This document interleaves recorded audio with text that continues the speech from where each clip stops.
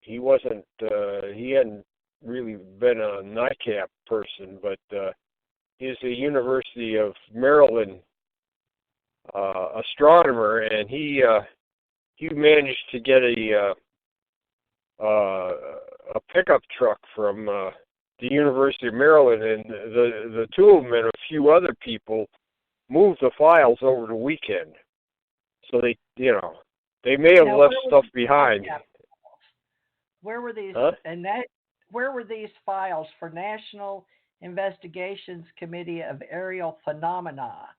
So they were in the 50s to the 80s, right? NICAP, I've heard a lot of people talk about that, including Dr. Bruce Maccabee. He was a part of that NICAP.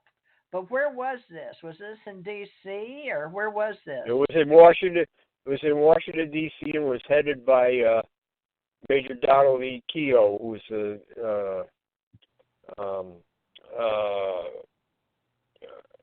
UFO writer. I mean, he wrote 5 books on UFOs, and many magazine articles. So, NICAP kind of was falling on hard times. It was in the middle and late 70s, it was kind of limping along, and the files were put in storage, and there was somebody that was running the organization out of his house. So finally, when NICAP was close to collapse and didn't look like they were ever going to get going again, CUFOS made an offer to buy the files, which was really smart because their files were really good. And when they were in their prime, they did a lot of good investigations. So now, Stuart Nixon was in charge of NICAP at the time, or not? Stuart Nixon, did you ever run across his name? Yeah, Nixon was in charge. The board in 1969 or the late 60s, NICAP was having financial problems. Oh. And they were also having, to a certain extent, the board felt like, actually the board was told, hey, look, if you don't get this situation with the finances under control, you could possibly be liable for some of the things that NICAP's doing. So they cut down the number of people that were working there, and more or less told the staff, hey, you've got to get this under control, and it didn't look any better, and finally everybody was gone except Stuart Nixon. He was the last man standing. Seems they had organization troubles in collecting membership fees. They had. You have to remember what the situation was like in 1969. They were going through. The whole economy was going through troubles. Okay, the gas war. And the Vietnam War. There were a lot of people that there was the support for the Vietnam War was going down quite a bit. It had been after Tet and everything, and people were not worried about UFOs, and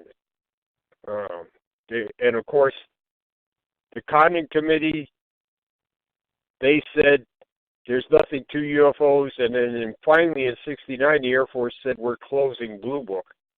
So all those things impacted UFO organizations at the time. Yeah, so, a minimum of 25 years old and able to drive 50 miles an hour just to qualify to be an investigator with NICAP. Yeah. That's in my background. Well, no, they had the. I'll tell you what, the investigation, to be an investigator with NICAP, you had to have some kind of experience or scientific or law enforcement, journalistic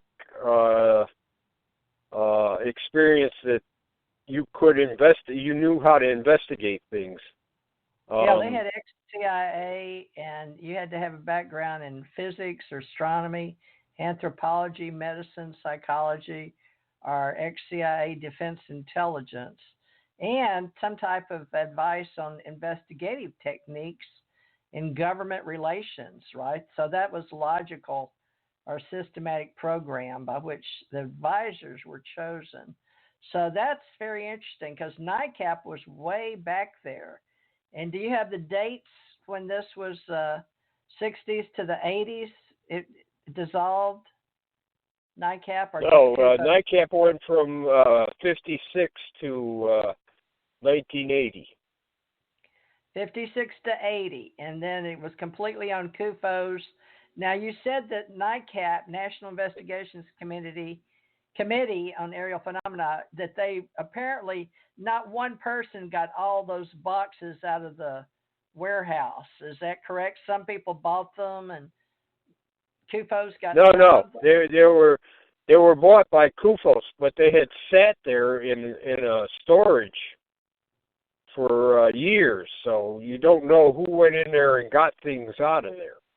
Oh, okay. And Keo had a list. If you look at Flying Saucer's Top Secret, in Flying Saucer's Top Secret he has a list of confidential cases. Most of these are people that were on active duty with the government or scientists who had a UFO experience but didn't want to talk about it. But they gave Keo a report. Oh, okay. So they kept the government personnel separate from civilians. Well, these are people that didn't want their names mentioned. So Keo had a special.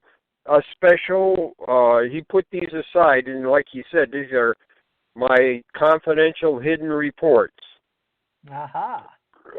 So, and like I said, in 1960, in his book, Flying Saucer's Top Secret, there's a list of them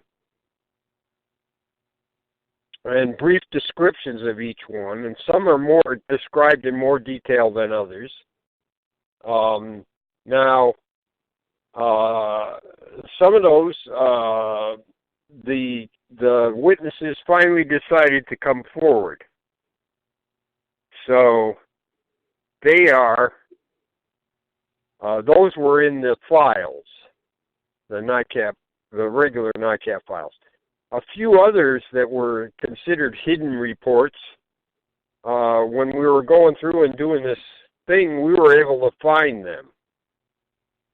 And a few others, after NICAP's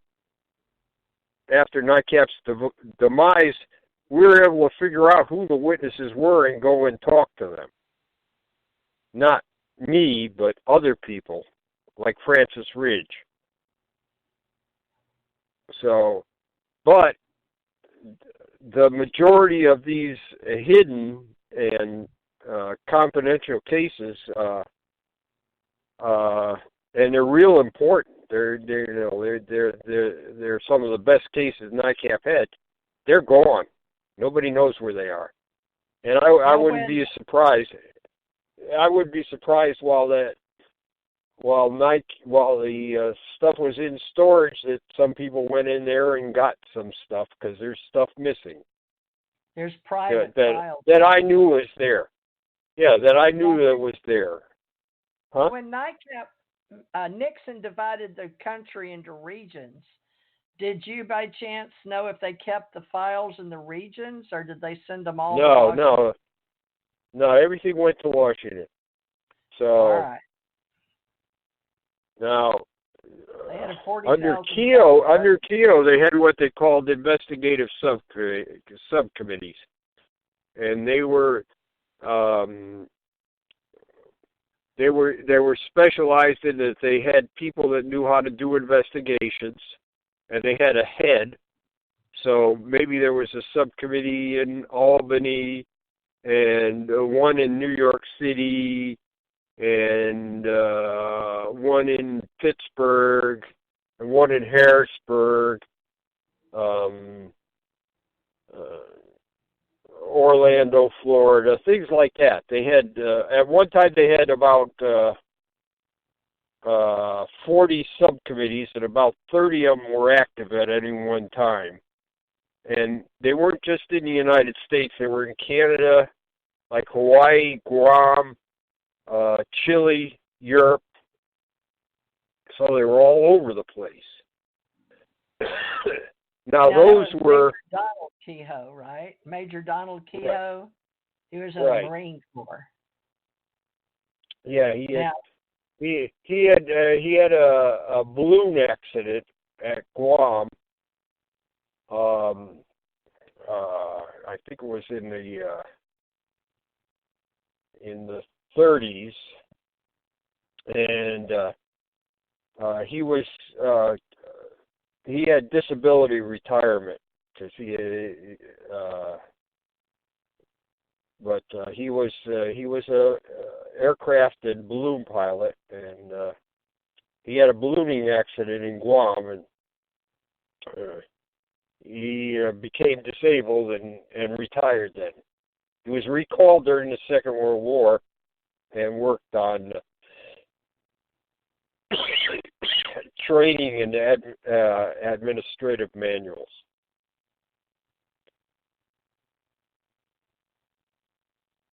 So, do you have the letter of Donald Kehoe in your possession, or a copy of it from the reading room in the CIA, by chance? I don't know of any letters he did with the CIA, but he, in fact, I don't know anything that Kehoe did with the CIA. Well, it's approved for release by NICAP. It's Executive Officer, Central Intelligence Agency, dated September 22nd, 1958. So this was approved for release in 2003. So I just happened to be looking at it for some reason. I don't know why or where it came from, but thank you, whoever sent it to me. It's a copy of a National Investigations Committee of Aerial Phenomenon, Major Donald E. Kehoe, Director, 1536 Connecticut Avenue, Washington, 60C North, and it's to the Executive Officer, Central Intelligence Agency.